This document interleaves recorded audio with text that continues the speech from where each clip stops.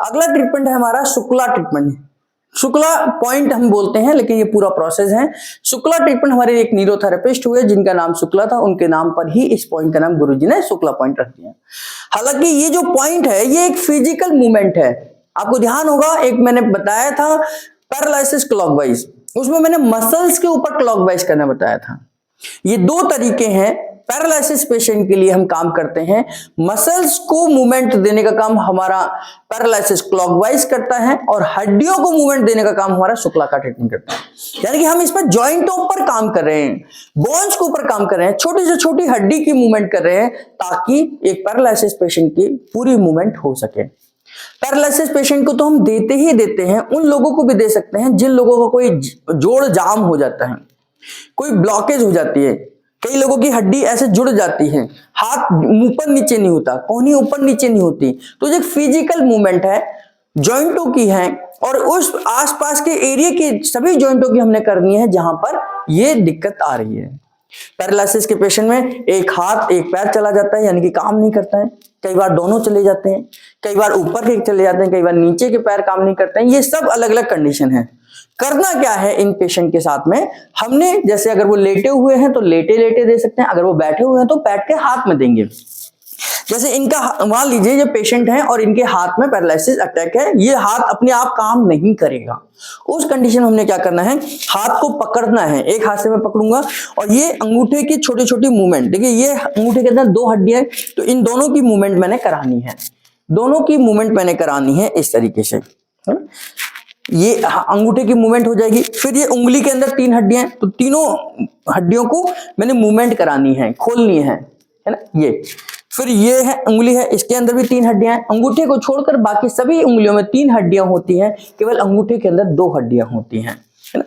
फिर इस उंगली की भी मूवमेंट करानी है, हर उंगली की मूवमेंट करानी है, कोई जल्दबाजी नहीं, कम से कम 5 बार, कम से कम 5 बार हमने ये मूवमेंट करानी है। ये आप देख रहे हैं हर जॉइंट की मूवमेंट हो रही है ना। अब ये सबसे छोटी उंगली की करें, इस तरीके से करी तो हमने हर जॉइंट की मूवमेंट करी। अब इसके बाद ये उंगलियों तक की तो मूवमेंट हो गई, अब हमारी कलाई की मूवमेंट आएगी। अब हमने क्या करा, हाथ को ग्रिपिंग करा, क्योंकि ये अपने आप मूवमेंट नहीं करेंगे, आपको ग्रिपिंग करनी पड़ेगी। फिर उसके बाद अप एंड डाउन करेंगे, अप एंड डाउन करेंगे, है ना। ये दूसरा जॉइंट उंगलियों के बाद यहाँ का आता है, तो इसे अप डाउन करेंगे। लेफ्ट और राइट करेंगे, 5 बार लेफ्ट, 5 बार राइट, 5 बार लेफ्ट, 5 बार राइट। फिर इसको क्लॉकवाइज करेंगे, है ना, क्लॉकवाइज करेंगे इस तरीके से, पूरे हाथ की कलाई की मूवमेंट करेंगे 5 बार। एंटी क्लॉकवाइज करेंगे, एंटी क्लॉकवाइज करेंगे। और यहां से इसके बाद में ये जॉइंट की एक्सरसाइज हो गई। इसके बाद कौन सा जॉइंट आता है, ये हमारा कोहनी का आता है, तो कोहनी के जॉइंट के हाथ की मूवमेंट कराएंगे, क्योंकि ये खुद नहीं करेंगे, तो हमने पूरा का पूरा ऊपर नीचे, पूरा फोल्ड, पूरा सीधा, पूरा फोल्ड करना है, पूरा सीधा करना है, पूरा फोल्ड करना है, पूरा सीधा करना है, पूरा फोल्ड करना है, पूरा सीधा करना है। इस तरीके से हमने मूवमेंट करानी है ना। इसके बाद कौन सा जॉइंट आता है, तो हमारे कंधे की आती है। कंधे की जॉइंट के लिए हमारे पास बहुत सारी एक्सरसाइज हैं, कमर सीधी रहेगी इनकी, अगर ये कर सकते हैं तो पहला स्टेप हमारी क्लॉकवाइज करेंगे इस तरीके से कंधे को। दूसरा हाथ हमेशा सपोर्टिव हैंड पर रहेगा कि आपकी जो एक्सरसाइज मूवमेंट है वो प्रॉपर हो सके, है ना, इस तरीके से करेंगे। फिर एंटी क्लॉकवाइज करेंगे। अब मैं इस हाथ पर करके दिखा देता हूं, आपको यहां से अच्छे से समझ आएगा, है ना। यहां से क्लॉकवाइज करेंगे, ये क्लॉकवाइज, है ना, और फिर यहीं से हम इसको एंटी क्लॉकवाइज करेंगे। एक डायरेक्शन की मूवमेंट ये हो गई हमारी, है ना, इस तरीके से। इसके अलावा कंधे की मूवमेंट ऊपर भी करेंगे इस तरीके से, पूरा ऊपर लेके जाएंगे, नीचे करेंगे, ऊपर लेके जाएंगे, नीचे करेंगे, ऊपर लेके जाएंगे, नीचे करेंगे, ऊपर लेके जाएंगे, नीचे करेंगे, पूरे जॉइंट की एक्सरसाइज, है ना। अभी लास्ट में हम यहां रखेंगे और फिर केवल फिर इस कंधे की मूवमेंट को इस तरीके से भी कराएंगे, ये क्लॉकवाइज और एंटी क्लॉकवाइज, ये पूरा करेंगे। तो यानी कि हमने क्या करा, आपने देखा कि ये कंधा यानी कि ये हाथ यहां से शुरू हुआ था, तो यहां की एक्सरसाइज करें। इसके बाद ये जॉइंट आता है, यहां की एक्सरसाइज करें। इसके बाद ये जॉइंट आता है, यहां की एक्सरसाइज करें। इसके बाद ये जॉइंट आता है, यहां की एक्सरसाइज करें। इसका सभी उंगलियों के जॉइंट की हमने मूवमेंट कराई है।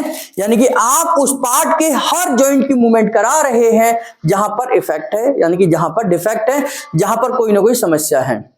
तो हर जॉइंट की मूवमेंट हमने करनी है, हर जॉइंट की एक्सरसाइज करानी है, चाहे वो पैर हो, पैर की उंगलियों की करानी है, पैर को अप डाउन करेंगे, घुटने को अप डाउन करेंगे, फिर इसको कूले के लिए हम इस तरीके से करेंगे, पूरा क्लॉकवाइज करेंगे, एंटी क्लॉकवाइज करेंगे, पूरा लिटाकर हम इसे क्लॉकवाइज एंटी क्लॉकवाइज ऊपर मोड़ेंगे, नीचे ले करेंगे, तो पूरे हाथ पूरे पैर की हो गई, ऐसे इस पैर की करेंगे। तो ये जो जॉइंट की मूवमेंट है क्लॉकवाइज और एंटी क्लॉकवाइज, खास तौर से जब आपका कोई भी पार्ट जाम हो गया है, जैसे कभी फ्रैक्चर हो जाए किसी को, तो यहां पर जॉइंट बांध देते हैं, ऐसे बांध देते हैं, हाथ मूवमेंट नहीं करता, 1 महीने 2 महीने जब ये प्लास्टर हटता है तो फिर ये प्लास्टर यहां हुआ था, यहां फ्रैक्चर हुआ, लेकिन ये मूवमेंट भी रिस्ट्रिक्टेड हो जाती है क्योंकि यहां पर हमारा हाथ ऐसे रहा है।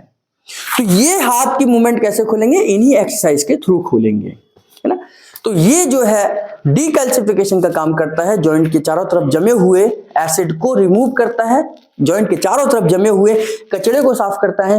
और इसके कराने के बाद में आप मुखादोती जरूर कराइए। चाहे वो पैरालिसिस का पेशेंट है, सांस तो वो भी ले रहा है, तो सांस लेते समय और मुंह से छोड़ना है,